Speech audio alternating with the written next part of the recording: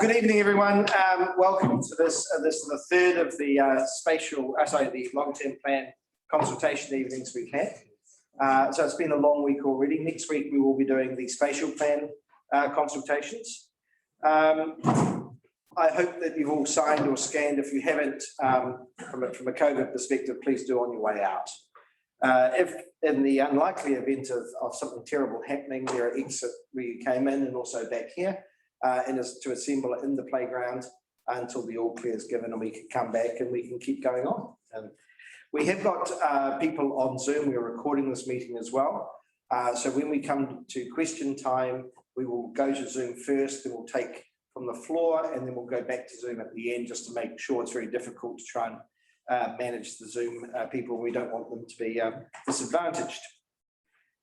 So tonight, we're discussing the long-term plan. At the moment, tonight, we're not asking for submissions. We're not recording this from a submissions perspective, nor are we taking submissions. Tonight is for us to tell you what's going on and why we've come up with the plan we have, and then for us to answer questions that may allow you more information to make a submission, okay? So it's not really a forum to debate the merits of the particular parts, but more allow you the information to make your submission. So we'll move on. Here we go. Cool. So this is the result of quite a bit of what we did this year for the long-term plan. Is we did a lot of pre-consultation. So a number of you may have come along. We to some of our workshops. We had community workshops. We had particular stakeholder workshops. We were also consulting on the spatial plan at the same time. One reason being they are interlinked, but also to save money because consultation is an expensive business. And also what we've done is we've taken a lot of the information we received from last year's annual plan, which we received 1,000 submissions on. And we have incorporated that into this long-term plan if we are unable to last year in the annual plan. So hopefully what we're giving you is quite a balanced view of quite a lot of consultation on what you see as important. It is never going to please everyone. That's because we have a lot of people who live in the South Wairarapa and we can only do so much. But we're very, I think I can talk on behalf of my councillors who are here. I think we're very proud of that. And here I've forgotten to do that, but I also like to introduce you that we have Deputy Mayor Gareth Ems here. We have Brenda West, Councillor Pip Maynard, and of course Alistair Plymmer there. Did I miss anyone? And Pam Colenso down here as well. And also we have a number of community board members scattered around.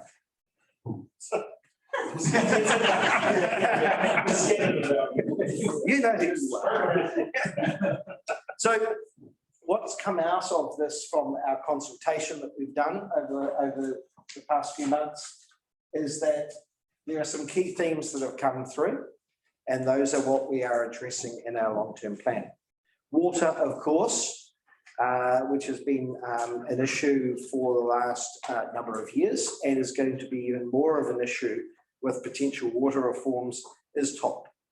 Aligned with that is also robust infrastructure.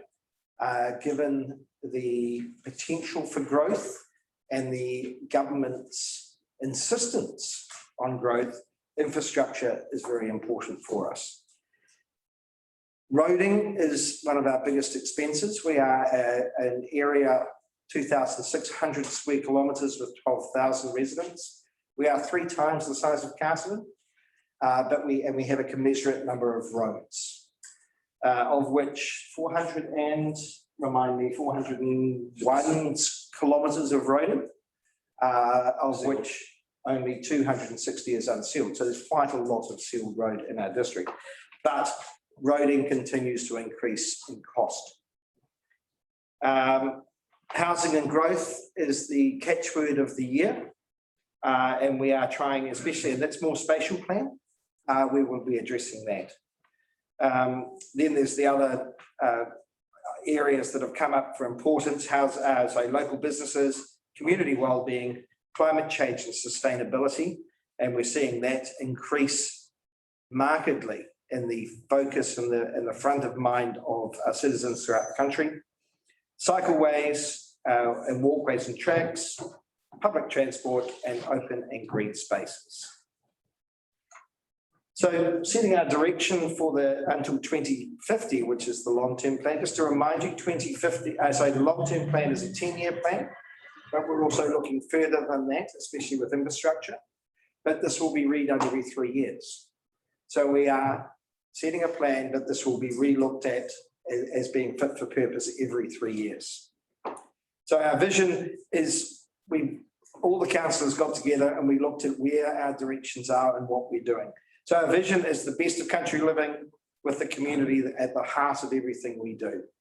And that is a position that your councillors have taken to say, here's what's describing the way we see our role in the community and what we need to protect. Then they have the community outcomes, and these are 4 well-beings, and these are mandated by central government that we must address. In 2018, prior to that there were 3, and then we added the 4, which is the social well-being was added. And occasionally you'll see people saying you've got to stick to your knitting. Well, this is our knitting. This is what we have to do, and it's actually what we want to do as well. So there are many facets to the role of council. It's not just roads and housing, it's cultural, it's social, and it's economic. And then how are we going to achieve this? We drill down then into 4 areas. We're creating better connections and social wellbeing. We're supporting sustainable growth, employment, economic wellbeing and development.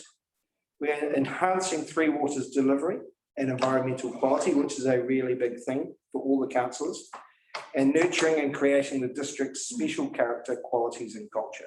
And this also dives down into the spatial plan, this ethos as well. So this is a new strategic direction until 2050. And this is our vision as councillors in there. So we've also reviewed our performance network on how we actually gauge how we're going and how we can report back to you on how we are going to achieve this.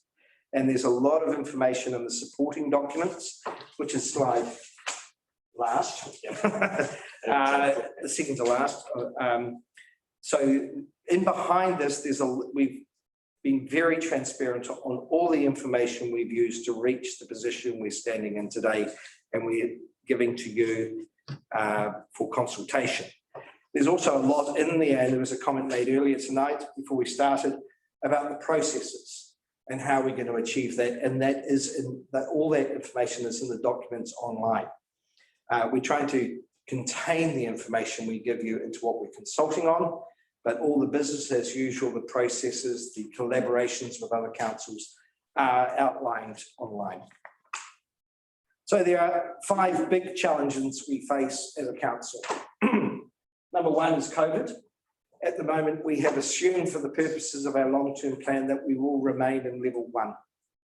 But there is a risk there that we will need to make changes on the way we do things and costs and expenses surrounding COVID. It's a looming threat that we still need to have in the back of our mind and being able to react to. Then we have climate change.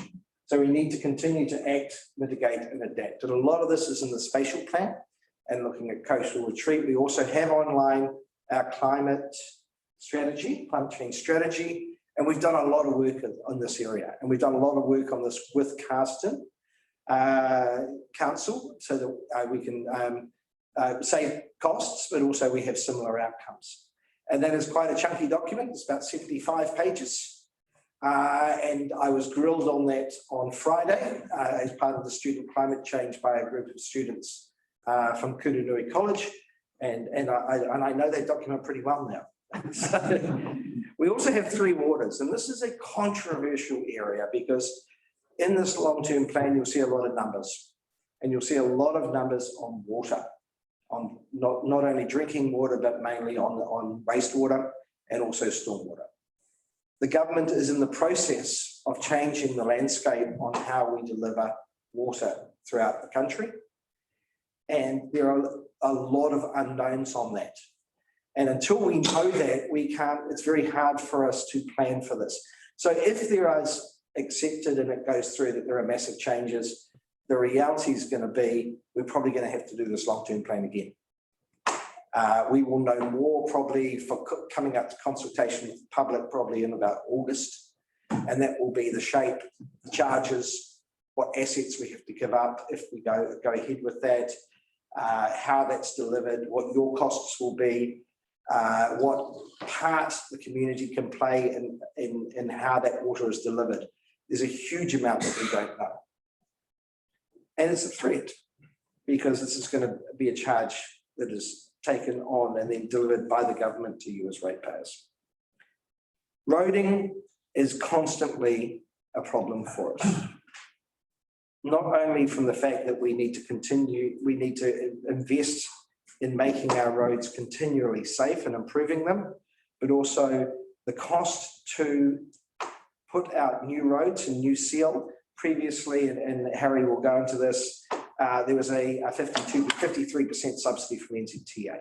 That's been removed, and that was removed about 5 years ago.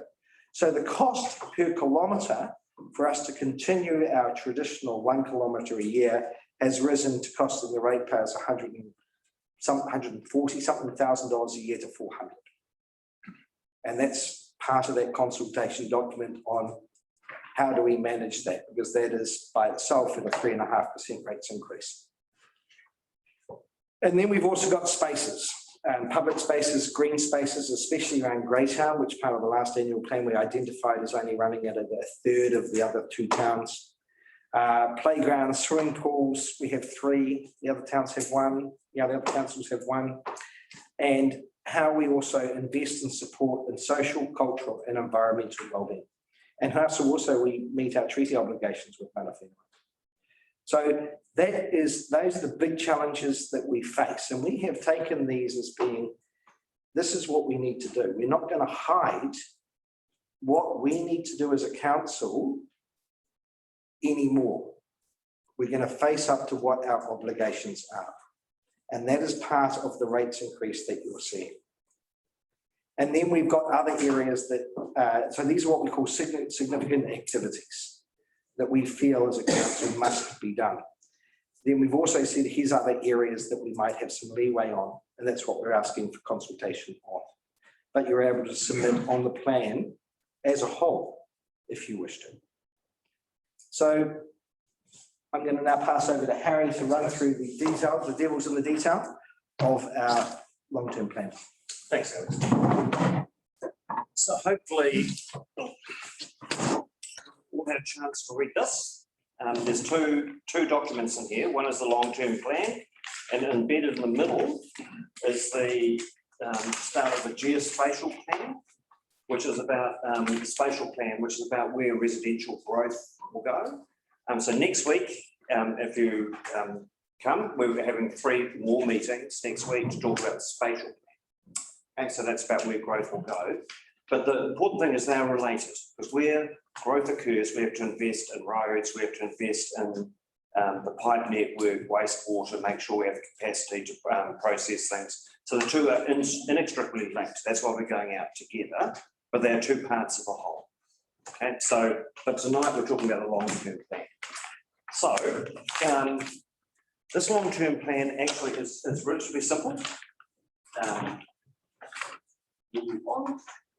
So if you've had a chance to look at the long-term plan, you'll find that if you go into the rates detail, for an urban property, it's talking about a 15.3% rate increase for an urban property valued at about 350,000.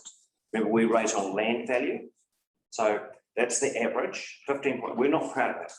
No one is proud to have to put a rate out at that kind of scale, but this is it. This is why, water.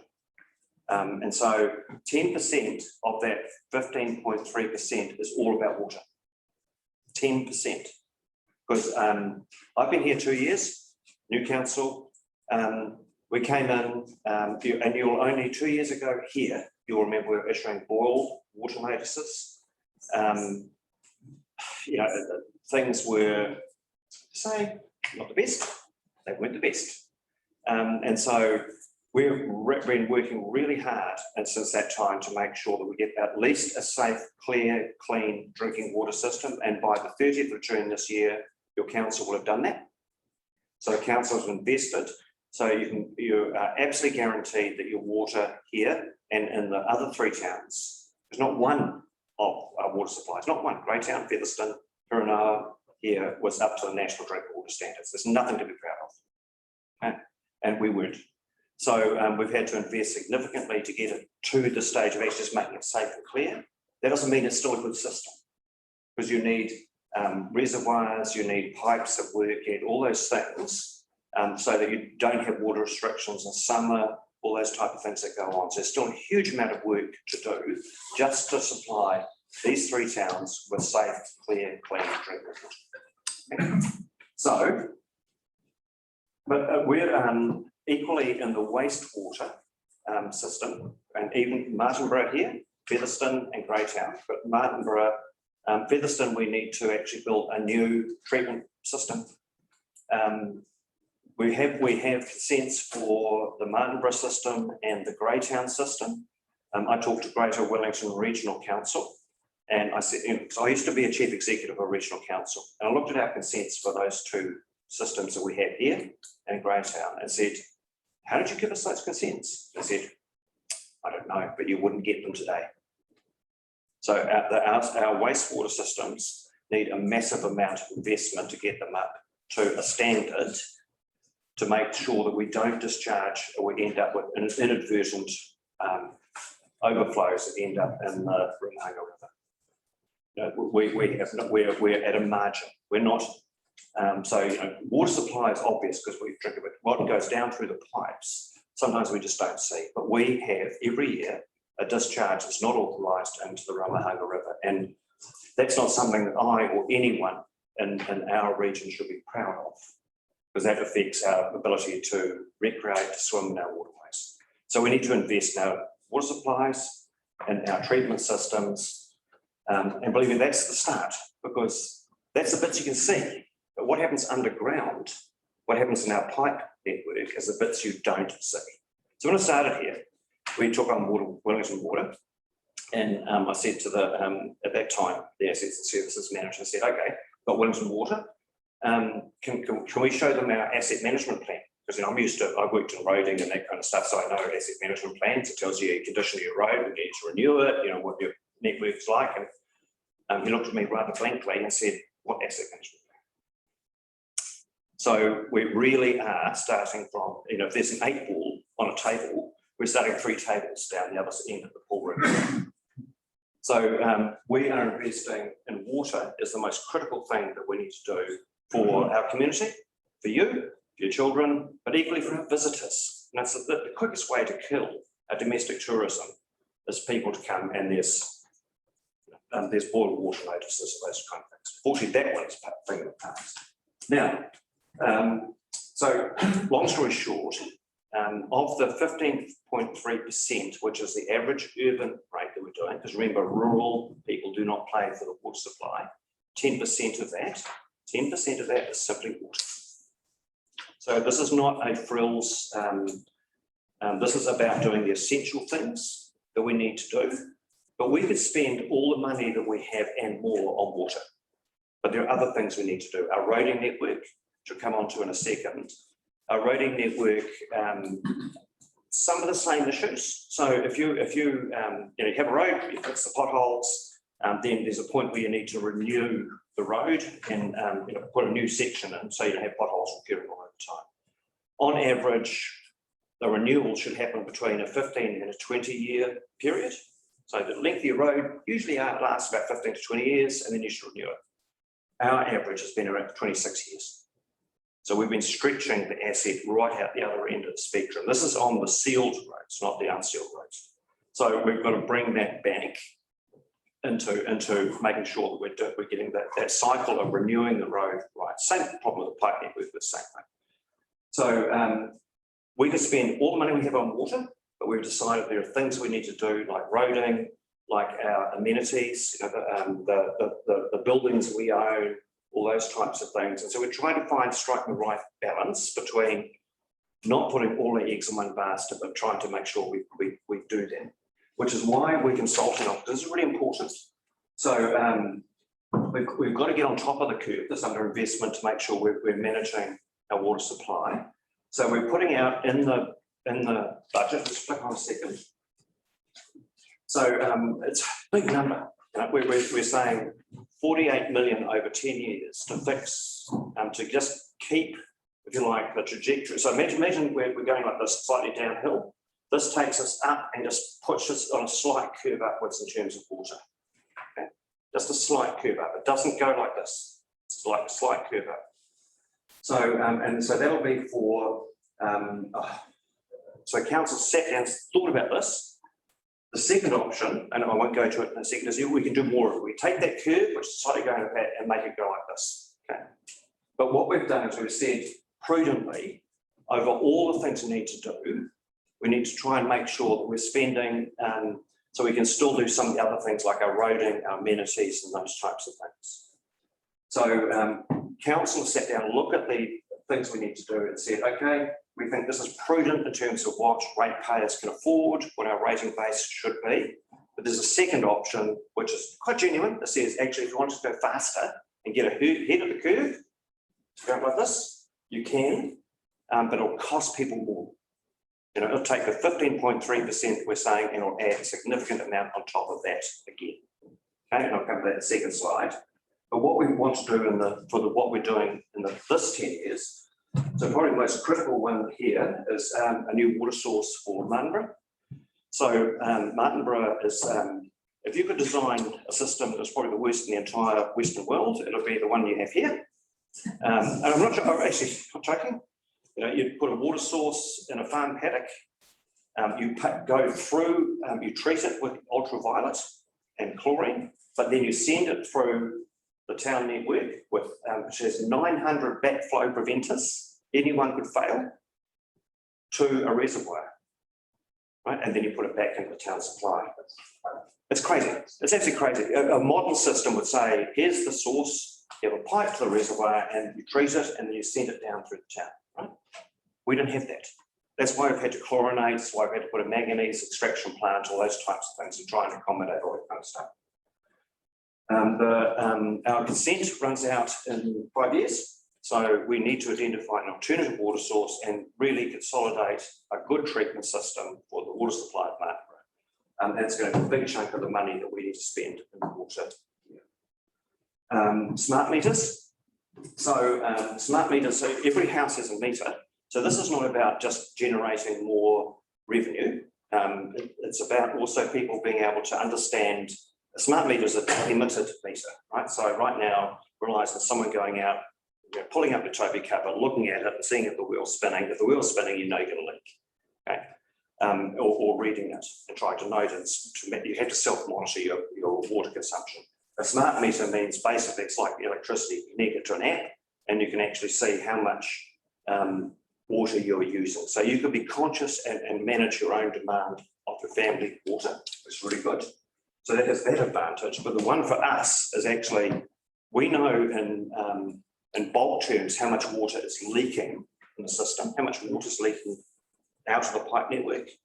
What we don't know how much of that is in the on the public side, that's powering that we own, versus the other side of the fence, which is the private net. We don't know that.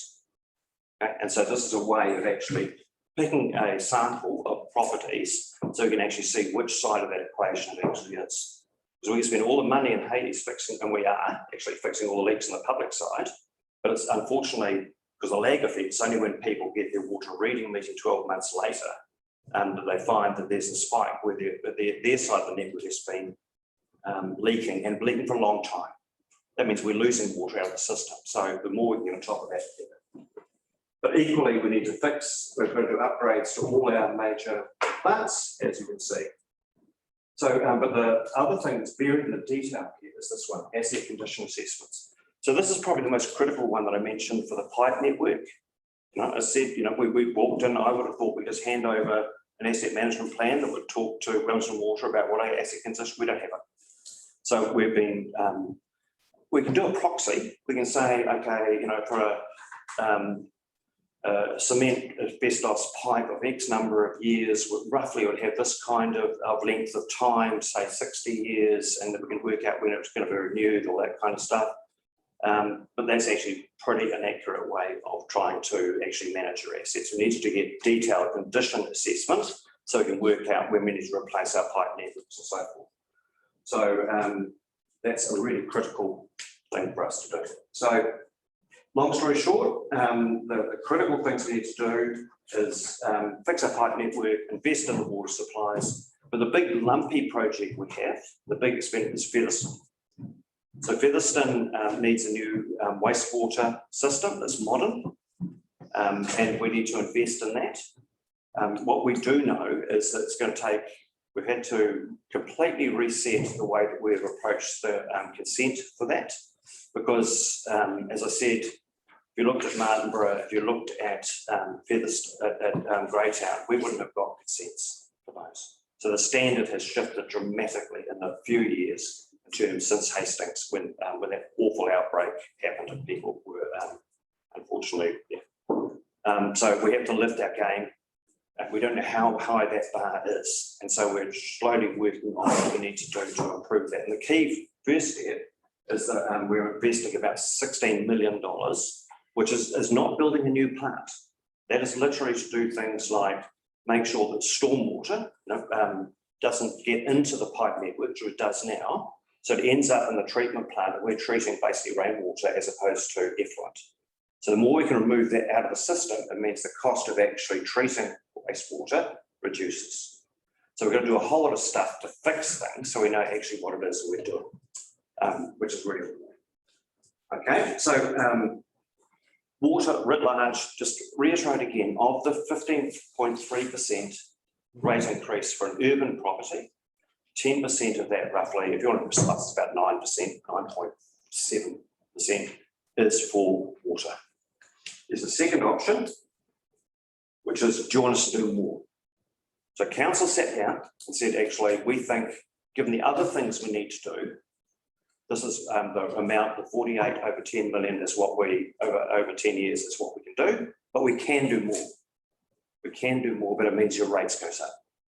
Okay? And that's the tricky balance we're really trying to do here. You know, this, as I said, it just lifts the game slightly. I'm not over-promising, it's not going to change it. Lifts the game slightly. This would lift it just a little bit more. Okay, it's not going to solve it either. But we want your views. Because of the tricky thing is, this is the kind of things that council has to grapple with, is the relative things you want to do. You don't want to close out all the other things that are important, like your roading, your amenities, all the things we do, just simply to invest totally in water. But water is so important. If we get this one wrong, we're in trouble. So, moving on. So the other things that council then had to do was saying, okay, because we've got this big scale of things that we need to invest in the water side, are there things that we have done in the past that we could, that are nice to do, but they're not absolutely essential? Okay, and so there are a few of these things which I'll just walk you through. Okay, because what this means is these are things we've not put in. Okay, we're not going to do these things. So, but if people come back and say we want you to do them, they'll go on top of the rates number. So this is the first of those. These are not figured in the rate numbers that we talk about. So this one here is in the past, council has funded here 1 kilometre of seal extension. We have 700 kilometres of network, road network. 400 of that is sealed. 260 is unsealed road. 260 is unsealed. And we're doing a kilometre a year. Right? The cost of doing that kilometre a year, because it's not subsidised by NZTA, unlike all other roading stuff that we do, is currently 400k. It's gone up for 126k per annum. So, and you ask, is that a nice to do or is it essential? And believe me, I've worked in NZTA for 10 years. I know roads. It's a nice to do, it's not essential. It's pretty uncomfortable for people who live in rural roads, but it's not essential. You reduce speed, you reduce the safety risk. No one wants to talk about that, but that's the way you reduce the safety risk and you reduce the dust. So there's ways of mitigating those which aren't about sealing. There are places on the rural network you would absolutely seal for safety.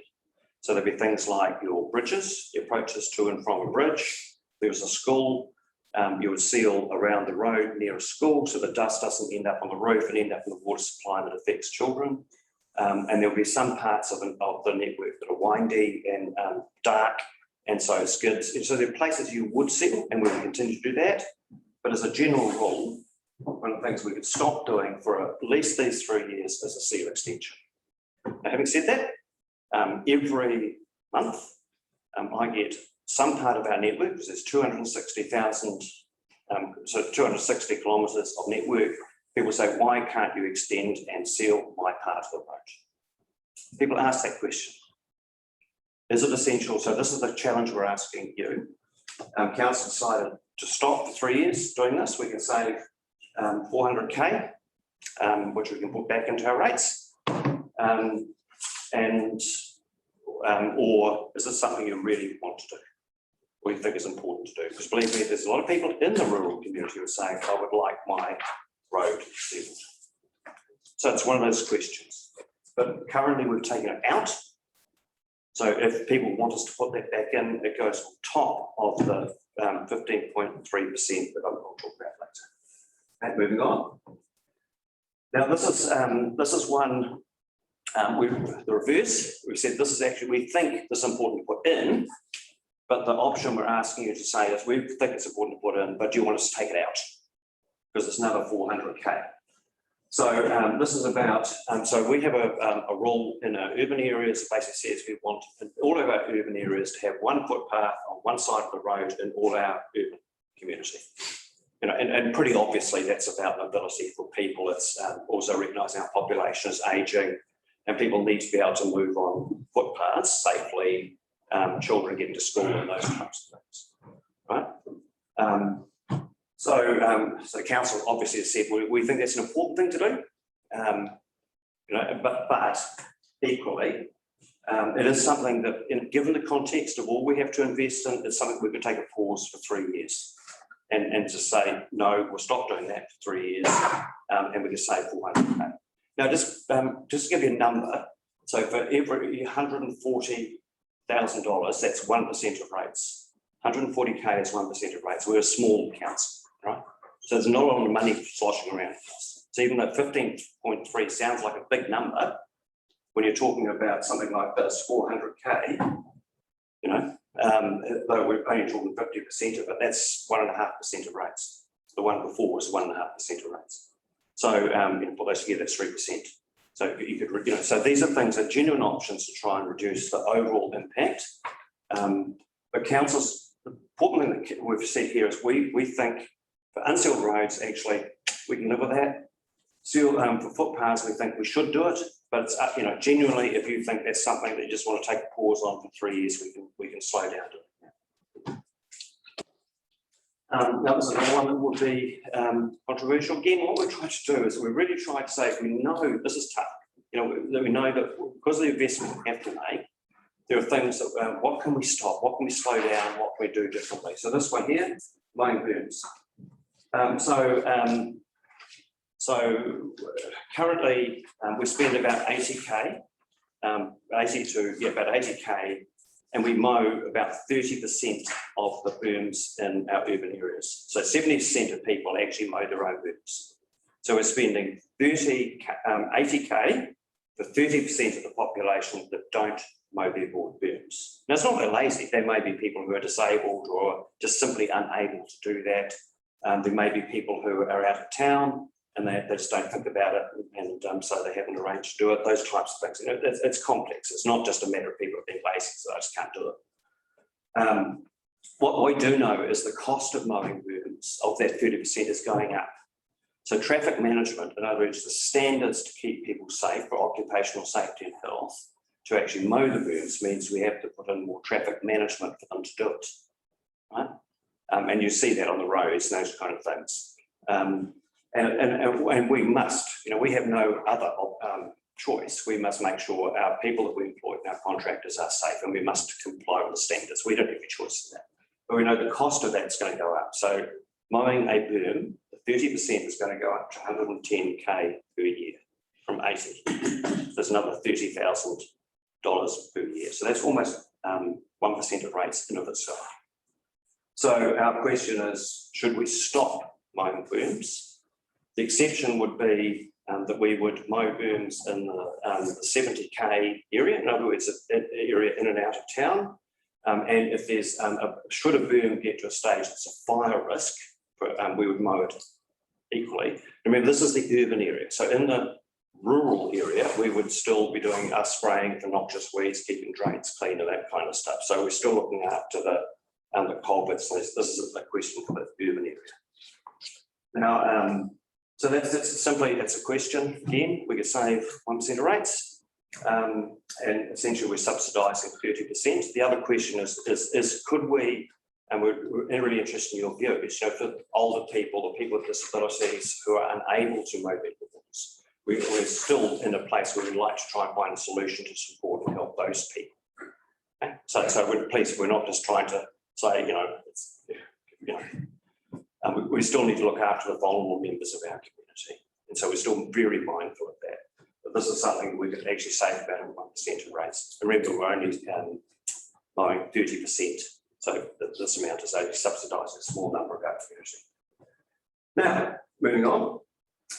The other, from time, as time progresses, there are times to build and do various things. So we just built the Waihanger Play Centre here, and done quite a bit of investment here, the manganese plant, those types of things. One of the things that's popped up very strongly in Greytown, and there were some in Featherston, but actually, fortunately, we got some PGF funding for the Featherston things like the War Memorial, the Community Centre, the Anzac Hall. So long story, there were a number of things at Featherston that we would have been probably up on this table right now, but we've virtually got funding from the PGF to do that. But this is something that's been on the table for a while in Greytown, which is essentially making a play space. I use the term play space because it's been talked of severally as a skate park, a pump station, all sorts of, what do you call it, pump park, not pump station, petrol or something. I'm too old for that kind of stuff. But essentially a play area on land that we own, which is on Cotter and Pierce Streets. And so we talked around it for some time, so we want to formalise, is this something to do? Get on with it, or is it something that people do not want us to do? Now, in terms of rates, this doesn't impact on rates. Okay, so when council takes this kind of option, like these, we look at the funding mechanisms that we have. So we have, do we loan fund it? Do we use one of our reserves, or do we put it against rates? This one, we think it sits well within what we call our reserve. So we have, every time there's a development that goes on, a developer pays a certain amount into our roading reserve, into our infrastructure reserve pipes, but also for green space and reserves. So we currently have about 1.8 million in our reserve, and it gets that grows, that reserve across the whole district, it grows by about 250k every year, right? So this proposal is roughly around $1 million. So it would basically be self-funding over a 4-year period to do that without actually impacting on the level of money that's still in that reserve. So it doesn't just take all the money out, suck it out, and that's it. Okay, this is the important thing. So we're just asking people if that's something they want to do. Now, there's a linked question to this one. You think, like, well, that sounds pretty much of a no-brainer, doesn't it? But there's a linked question. We'll go on to this next one, which is so the location of our recycling centre in Greytown is in exactly the same part of the street network that we're talking about, this pump park, children's play area. It's also where the 5 trails are, and there's a whole lot of houses who really do not like the number of heavy vehicles, trips, all those type of things that go through. Okay, so and this is a recycling centre, so it takes, so we still have curbside recycling, that still goes on. So this is for the people who have more volume of curbside waste than the normal curbside recycling can take, or they have green waste. So our question is, okay, obviously everyone would love to have this convenient right beside their town, but this is the wrong place. We've had a sort of look around town. We haven't done a huge amount of analysis to see if there's other locations, but actually there's not. There's not a lot of land that we own that wouldn't just transfer the problem. For instance, we own a lot of land down Papawai towards where our wastewater system is, but that's where the marae is, where the Papakaianga older people are, and that equally, you're just shifting the problem to some other location. So it's something if anyone's got a view, we don't own a lot of land in Greytown. So, but if we close this, that means that land that we do own, we can look for what's the best use of that land to suit the public into the future. So it's a genuine question. Do we close it? There's no net impact. It saves us a bit of money. It doesn't reduce the amount of recycling that's going on. With green waste, it means people will actually have to travel to Featherston or down to Martinborough to get rid of it. Okay. So as you can see, what we're trying to balance is, we're asking a lot of things to do with our basic business, water, roading, our amenities, but we're equally being as diligent about trying to say, are there things that I know that people have been used to a service, but if we take them away, we might be able to reduce the burden of the rate impact, and that's what we're trying to do. So if I move on, so I do sincerely apologise that you can't actually read this, but what we tried last year, the annual plan, you would have seen in the headline an annual rates increase, an average. The average was taken across urban, commercial, lifestyle, and rural. Didn't feel comfortable with that. It's disingenuous. Okay? It doesn't actually tell. What people want to know is, if I live in an urban area, what is my rates increase really likely to be? If I live in a lifestyle block, what's it likely to be? If I live on a farm of this type. So this time we've actually tried to be far more specific about what the rates increase actually is, so that you can understand the kind of trade-offs we have to make, which has been talking about. So remember, we rate on land value. So just the value of the land, it's not the capital value of the property. So the average for an urban, which I've been talking about, is land value, average urban land value is about 350,000 land value. And that equates to a 15.3% rate increase, which is around $9.35 a week. Now, I'm not going to minimise that, because that $10 a week means a huge amount for a number of families. So, we have no pleasure in trying to push our rates up, believe me, but given the significance of the things that we need to provide on your behalf, water, roading, those types of things, council's really gone the extra mile to try and work out what we need to do. We're not proud of it, no one is, but it's essential that we actually do these things. Because unfortunately, what happens if you don't do these things and underinvest for 10 years, you end up with poor water notices, you end up with your roads failing. And personally, I have no professional pride in that, and your councillors certainly have no pride in doing that on your behalf as their representatives.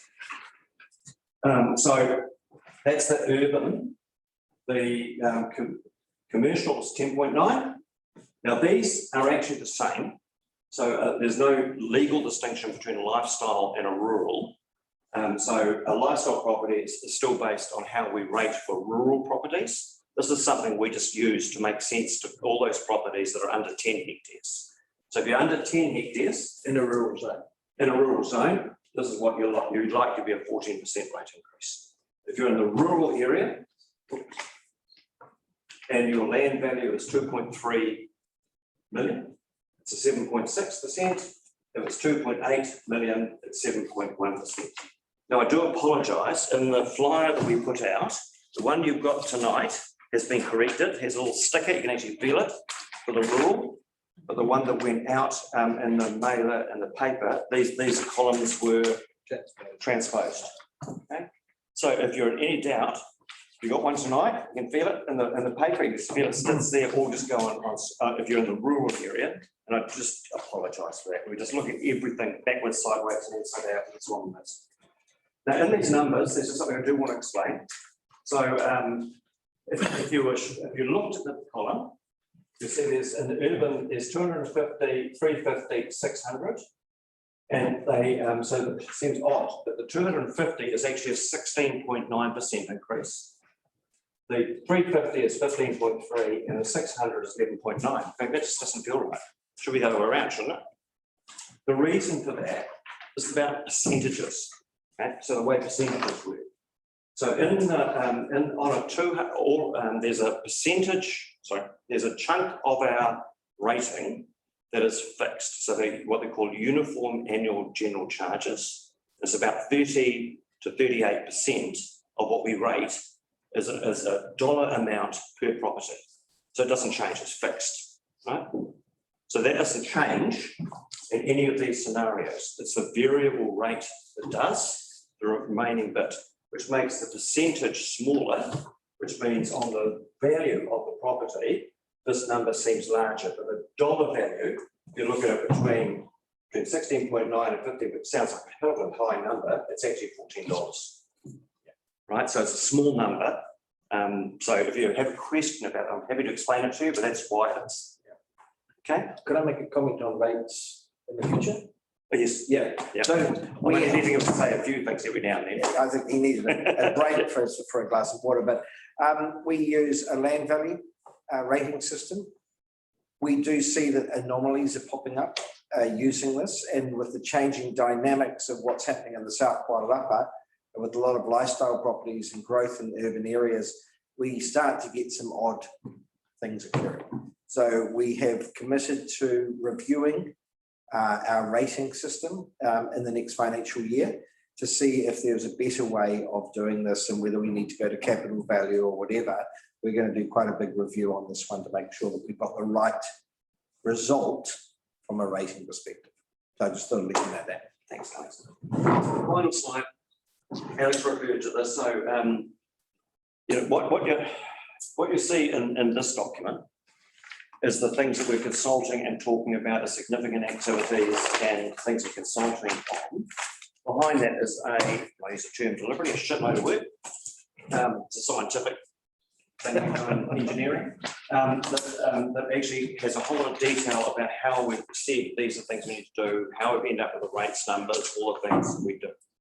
And so there's some, you know, if you're really interested, I urge you to read the infrastructure strategy, because given the significance of the water relative to eroding, that kind of stuff, that's a 30-year view.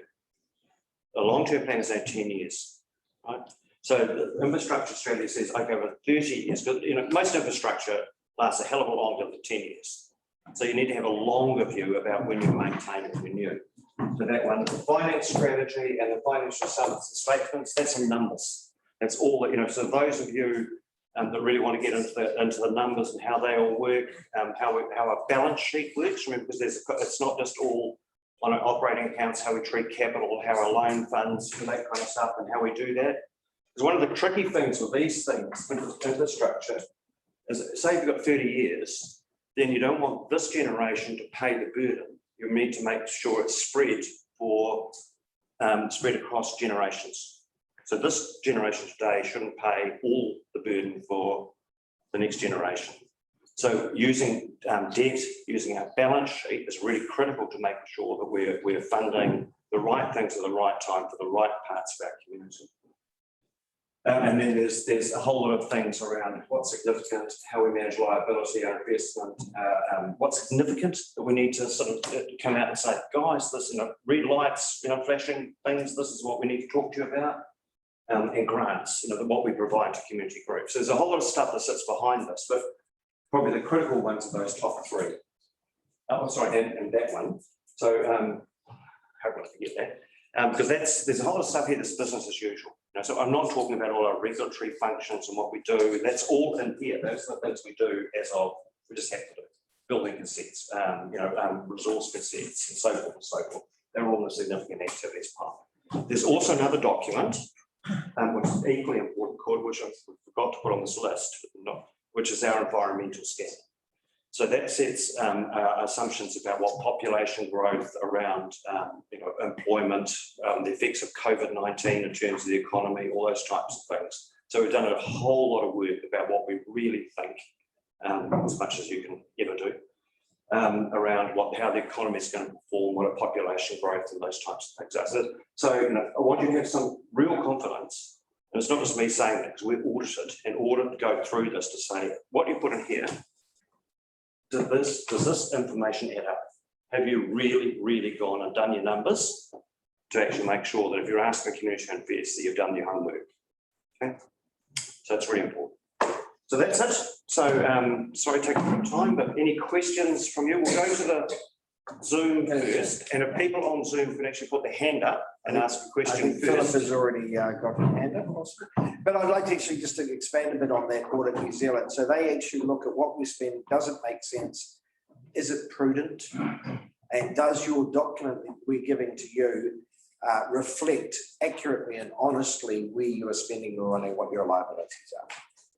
To give you an idea of how strict they are, they rejected Wellington City Council's long-term plan consultation document and say, go back and explain this $400 million here before we take to the public. So they sit in their office for weeks looking through all our documents. So there's a bit of confidence there for you that we're just not throwing things at you as a joke.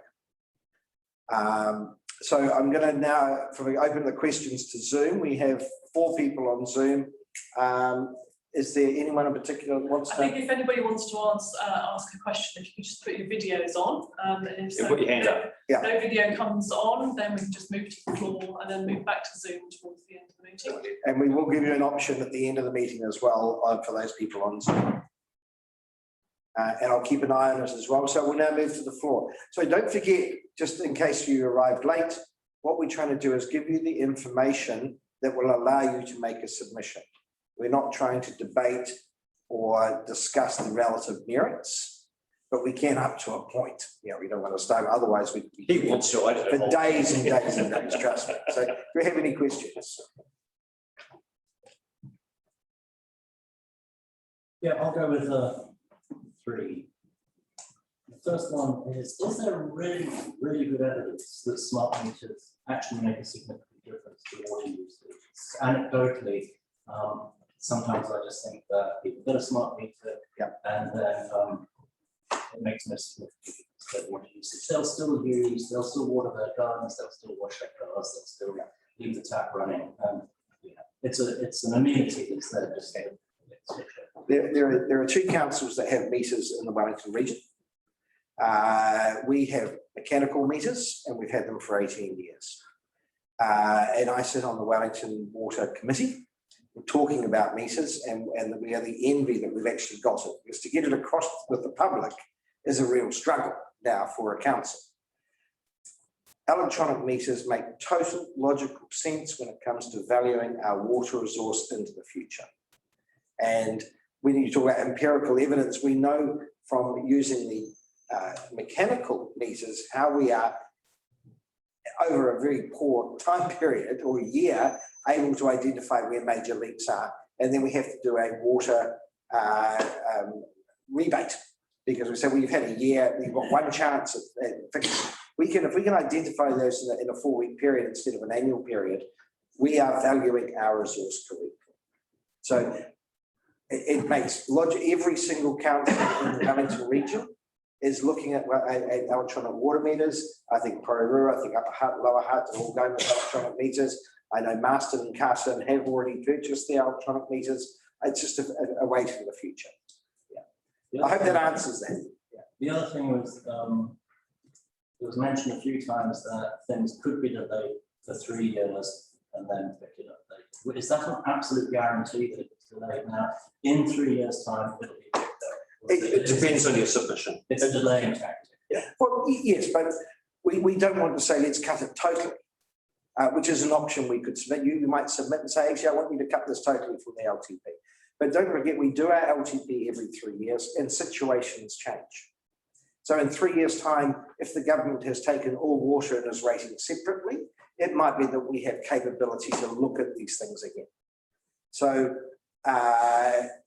if your submissions say, yes, we're okay with stopping it for 3 years, but it must be reconsulted on, then we will do that.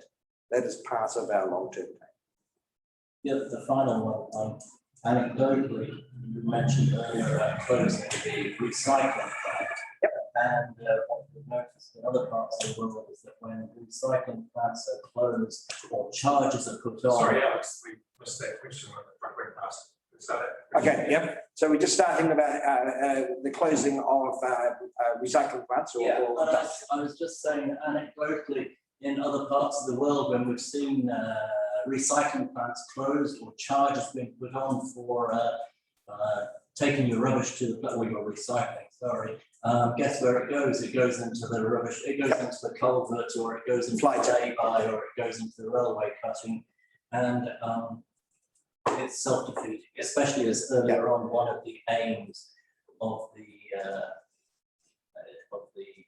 plan is recycling and keeping it going, but we're planning to closing one down. What we're talking about there, though, is the incorrect location and an incompatible use of land within a particular residential area. And if the public consult and say, no, we want to retain a level of recycling, then we will take that into account. The problem you've got with fly tipping is it's happening. It's happening probably right now. And we had real problems over Christmas around the Featherston area. And it's bad behaviour. But we can't let that dictate what our obligations are with regards to recycling and rubbish. What's happening in the central government space, which is of great concern for me and for your councillors, is that at the moment the government charge $5 per tonne for waste going to landfill. Next year that'll be 10. The next year it'll be 15, going up to 55 over, I think it's 7 years. 50, so it's going to be 11 times more than it is at the moment. So we need to then look at how we manage recycling and what goes into a treatment, into a landfill. At the moment, we ship it to the Manawatu. That's not owning our problem. So fly tipping is a potential cause. It's only going to get worse and worse and worse as fees go up and up and up. And it's a bad behaviour that the community needs to alert us to. But I don't think that is a reason not to start asking people to look at the way they dispose of rubbish. Yeah. What amount of water do WC water closets use? What proportion? And is there any thought to encouraging the use of eco toilets and things like that? At the moment, there are, from a creating changes in behaviour, there are ways of looking at the amount of water you flush. And I think that the classic one, and I've heard this over the last 30 years, is to put a brick in your system, which displaces a certain level of water and reduces. A lot of systems now have double flush, so you can say, is this a large flush or a small flush? What we're not really, that's a partial issue, but really it's more the conserving or the use of water appropriately. One is leaks, and if you and this is where our money's going. And I think there was a report earlier on in the year, I'm not sure how quite correct it was, that we had a 65% leak of drinking water in Greytown. You know, apparently with the use of electronic meters and a lot of work, we may have got that down to something that's a lot more manageable, around the 15 to 20%. Yeah. We're just waiting on a report on that. But so we can actively change that, which then is much better than looking at inconveniencing ourselves with regards to how much we flush. What is also important for me, and I tried with the Provincial Growth Fund, is to get water tanks installed. So within in our district plan, we are looking at a compulsory for new builds to have water storage as part of the build. What I want to do is to be able to take that a bit further on, and we're still working on that. And it might be that we're able to hook that up into rainwater instead of drinking water for flushing out toilets. I don't know whether that quite answers your thing. I think you have got a plan, so that's the main thing. Yeah. I'm not sure how big do the councils actually not like to approve something that's awkward for them. No, but I think that is a very good thing to submit on, to tell us that we want you to consider this in your long-term plan. Yes. Alex, how do you monitor the responses in terms of, say, 60% of the replies you get from the community? Is that going to be enough to decide whether or not you're going to know or not know the booms, whether or not you're going to extend or not extend the roads? How do you think 50% are for it?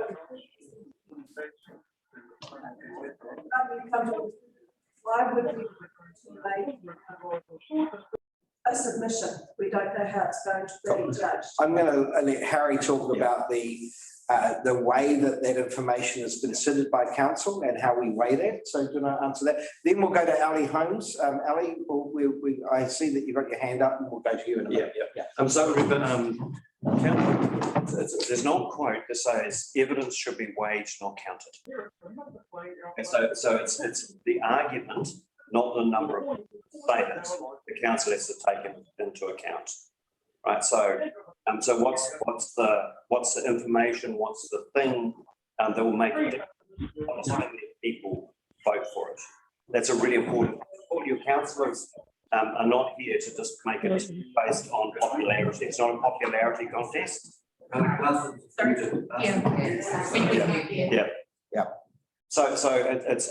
that's why we encourage people to make submissions.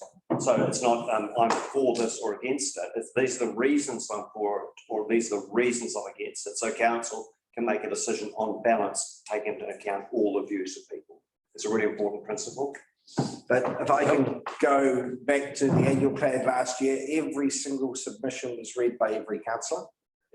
And every single submission was collated into themes, and we certainly did react. It wasn't just, oh, there's been a submission and we'll throw that out. Every single one was read and taken into account. Ali, we'll take you from Zoom. Yes, thank you for that. Are you hearing me? I can hear you just fine. Okay, that's great. In regard to the rural roads, first question I have is that at the annual plan last year, funds were allocated to tar seal 3 kilometres.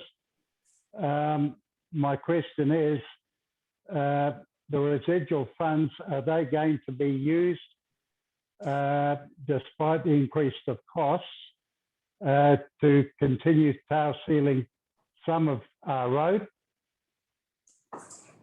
Cool.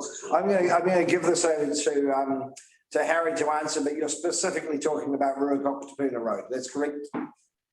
That's correct. Yeah, that's correct, Alex. Thank you. Hi, Ali. Harry here.